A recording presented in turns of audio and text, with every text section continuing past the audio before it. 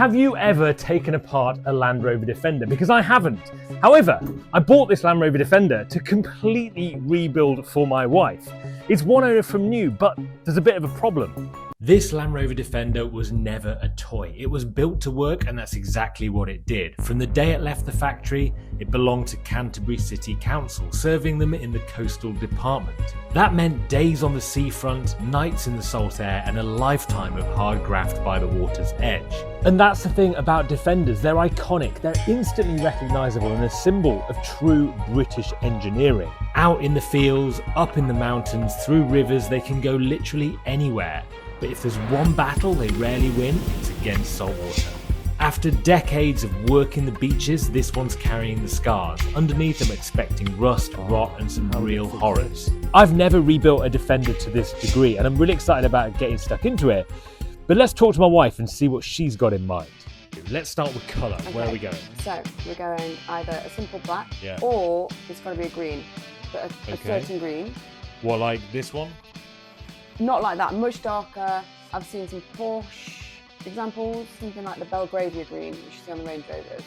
Very good, okay, so dark metallic green potentially. Yeah. Sounds cool, okay. Got these, which are the steels, which is on at the moment, or we go for more of a traditional alloy, or like a sawtooth, which I've shown you, I think. Yeah, what are you so definitely not those ones. Okay, I definitely want alloys, black, or the other option, which I do like, which again you see on the Porsche, is bronze. Okay, yeah, fine. I get what you're doing there. Okay, the green, bronze, or black and bronze, okay. They probably go together. All black, let's call them accents. Okay. Which is like the handles, hinges, handles, all that stuff, okay. Mud terrains. Fine, so these are all terrains, right? So these are like a little bit less aggressive. You want like on the old Keswick 90, they were a lot more knobbly, more aggressive. Yeah, BF Goodrich were they? Yeah. Oh, they might have been Coopers actually. Fine, okay, that's where we're going with that. Yeah. Cool, okay, so we have a bit of a plan, a very brief plan, but a plan nevertheless of where we are going. So I guess the next thing is to start taking it apart.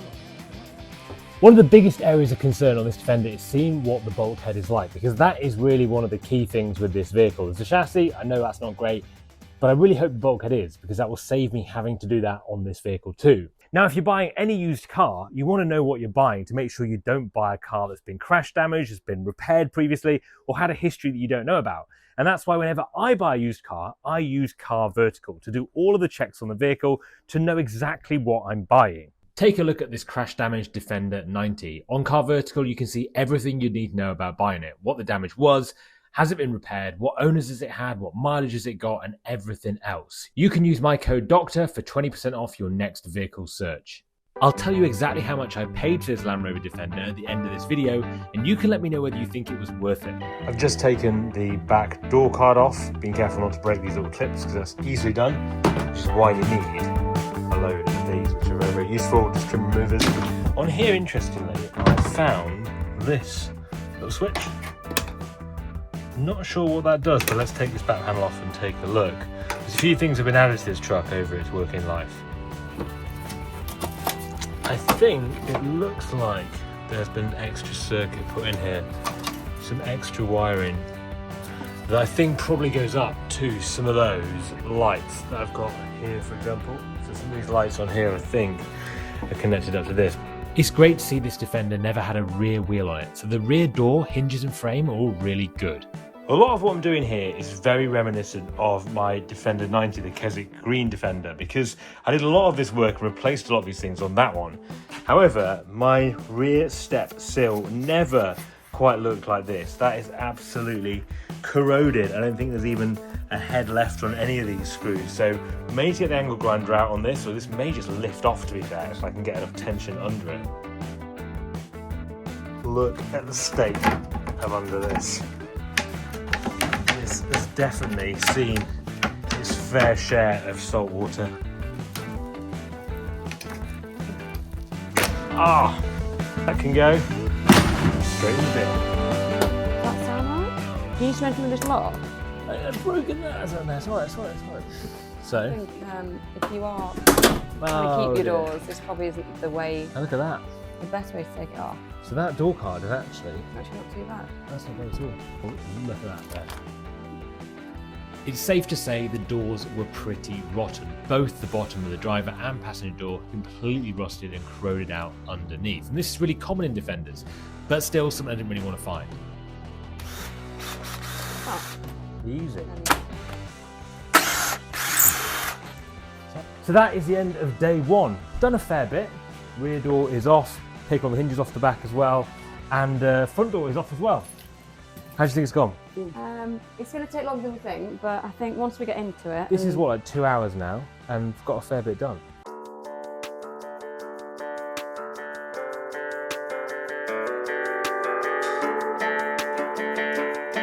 Getting there with the strip down now, taking the chairs out, and the doors are all off now. At the moment, I'm still within my comfort zone of doing this because I've done this before, almost, with my Keswick Green 90. So both doors are off, rear doors off as well, door cards are all out, and just keeping a shelf of all the bits that I'm taking off just there. So everything looks to be going all right at the moment. I'm very pleased to be having my 110 here because when I'm putting this back together, it's going to be super useful to have a perfect model to use to line everything up, to make sure everything is plugged in right and everything seems good. But so far so good. Going to continue doing that. Got to take the front wings off and then this roof and rear off as well, which should be interesting. The thing I'm most worried about at the moment is probably the bulkhead, and when I get all this matting and flooring out, I want to take a proper look at it and see what condition it's in. At the moment, everything else is kind of looking as I expected. It's so nice having a vehicle that's one owner from new because there's nothing in here that's weird, no weird bits and bobs that have been fitted to it, and that's quite reassuring when I'm doing this.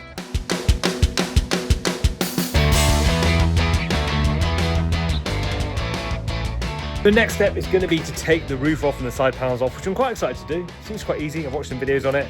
And then it's going to be taking these front wings off. Now the front wings, I believe, are one of the more challenging areas to take off, but that is going to be an exciting bit because at that point we're going to be able to see what the state of the bulkhead is and what the state of the rest of the chassis is as well.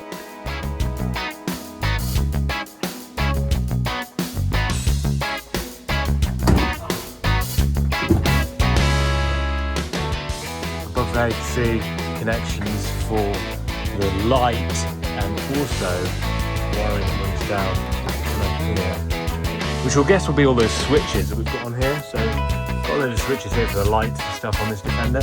So they'll be running back there. We'll leave them in the pillars.